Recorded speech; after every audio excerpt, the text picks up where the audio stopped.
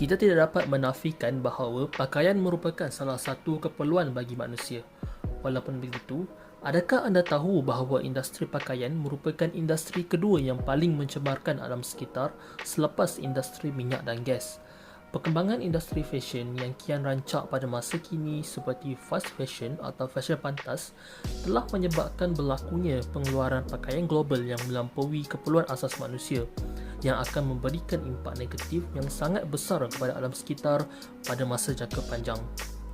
Fast fashion atau fashion pantas ini ialah satu model perniagaan yang semakin banyak digunakan pakai oleh syarikat-syarikat dalam industri pakaian, yang mana ia merujuk kepada pembuatan, pemasaran rekaan pakaian atau penghasilan produk fashion secara besar-besaran. Ironinya, kualiti pakaian yang dihasilkan semakin merosot kerana diperbuat daripada bahan-bahan yang sangat murah dan tidak tahan lama. Situasi ini menyebabkan berlakunya pencemaran alam sekitar akibat terhasilnya lambakan sisa tekstil di tapak pelukusan sampah. Statistik telah menunjukkan secara purata setiap rakyat Malaysia menghasilkan 0.9 kg sisa pepejal awam setiap hari yang terdiri daripada tekstil.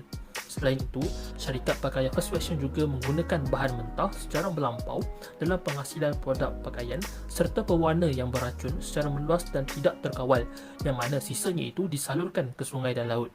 Rentetan daripada itu, solusi yang diketengahkan oleh pihak Universiti Malaya untuk menangani isu lambakan sisa tekstil ini adalah dengan pelaksanaan program Eco Bazar Masjid dengan kerjasama Jabatan Agama Islam Wilayah Persekutuan Jawi. Tujuan program ini adalah untuk mendidik masyarakat serta warga Akademi Pengajian Islam Universiti Malaya menggunakan sumber alam semula jadi secara berhemah melalui pengamalan 3R, iaitu Reduce, Reuse dan Recycle.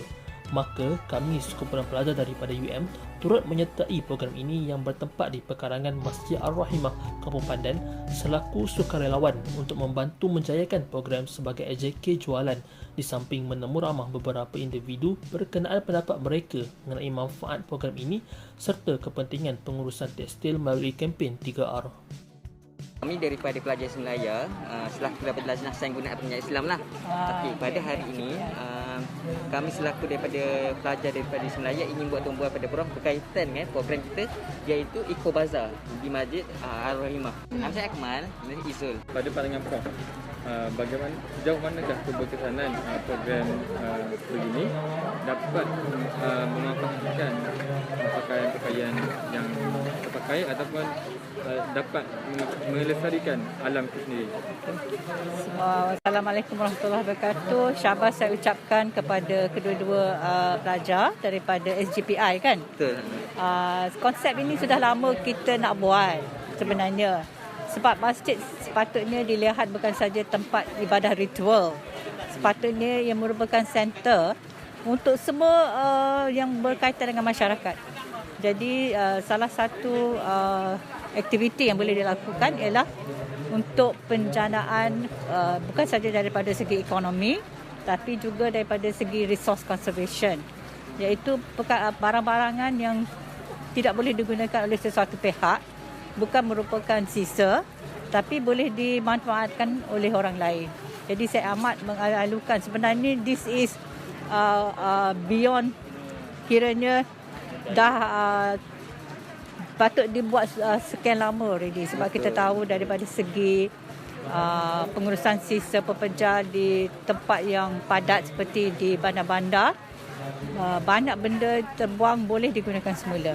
So saya dalam bidang environmental management pun hendak melihatlah perkara ini dilakukan oleh semua orang lah, dan kiranya masjid itu merupakan satu tempat yang baiklah. Dan saya nak ingatkan juga bahawa bila kita praktikkan kelestarian, ia juga melibatkan bukan sahaja daripada segi resource conservation, dia juga melibatkan antara kira entrepreneurship dan menjanakan ekonomi dan memelihara alam sekitar, sebab barang-barang ini tidak akan pergi kepada landfill.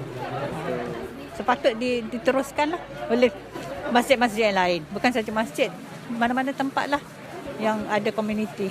Cadangan Prof supaya ibu-ibu yang berada di rumah kan, yang halunya mempunyai lebih-lebihan baju, mereka tak tahu nak buat apa dengan baju lebihan mereka. Adakah cadangan Prof untuk mereka ni memanfaatkan baju selain daripada mereka menjual, ataupun cadangan yang boleh kita memberi galakan kepada mereka untuk menggunakan semula baju?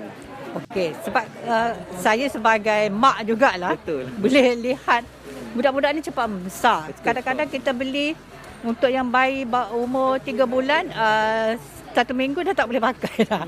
Jadi ini patut dimanfaatkan oleh orang lain lah, sebab barang tu masih baru dan banyak duit telah digunakan untuk membeli barangan ini. Dan ini merupakan peranan orang wanita lah, sebab dia yang kira bos di rumah. Betul. Dia lebih tahu barang apa yang boleh dipakai, barang apa yang tak boleh pakai. Cuma satu peringatan lain ialah berpada-pada. Berpada-pada. Yang maknanya bila dapat baby tak payahlah beli 20. Beli 3 pun cukup. Sebab by the time they use dah tak boleh pakai dah. So kita konsep wasatiyah jugalah. Betul.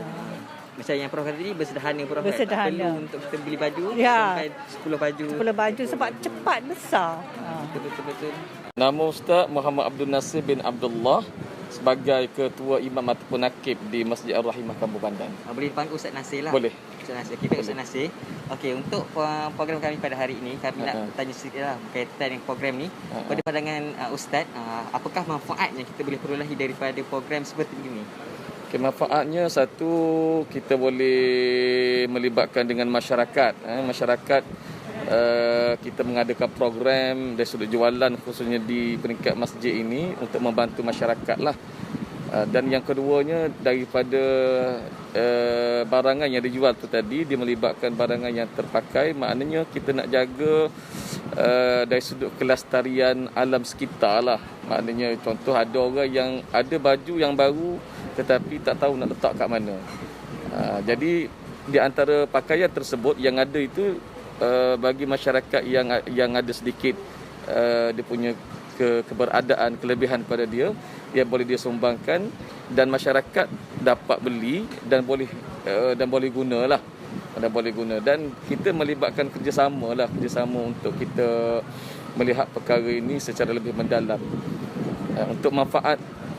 Kan kalau kita melihat sekarang pun dari sudut pakaian pun agak mahal, khususnya melibatkan orang kata yang berada di sekitar yang bawah B40 ini. Jadi dalam masa yang sama dengan kita mengadakan jualan pakaian yang terpakai dan pakaian yang baru-baru lagi, walaupun terpakai tapi pakaian masih lagi baru yang boleh dimanfaatkan dengan harga yang cukup murah. Saya ingat boleh didapati di masjid ini lah. Bagaimanakah Pak Cik boleh tahu program-program Eco-Bazaar pada hari ini? Program Eco-Bazaar pada hari ini lah. Daripada kawan dan umum daripada masjid lah. Masjid apa hari Jumaat, luar-luarkanlah untuk kita bersama-sama mengambil bahagian lah karnival ni. Sehingga daripada karya masjid juga lah. Karya masjid sini.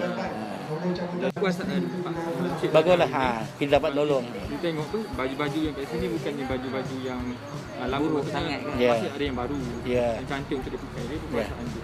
Alhamdulillah baguslah. Kita sambil tu membeli sambil menderma lah. Betul. Pakaian pun bagus.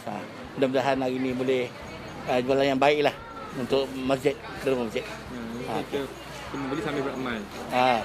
Membeli dan beramal.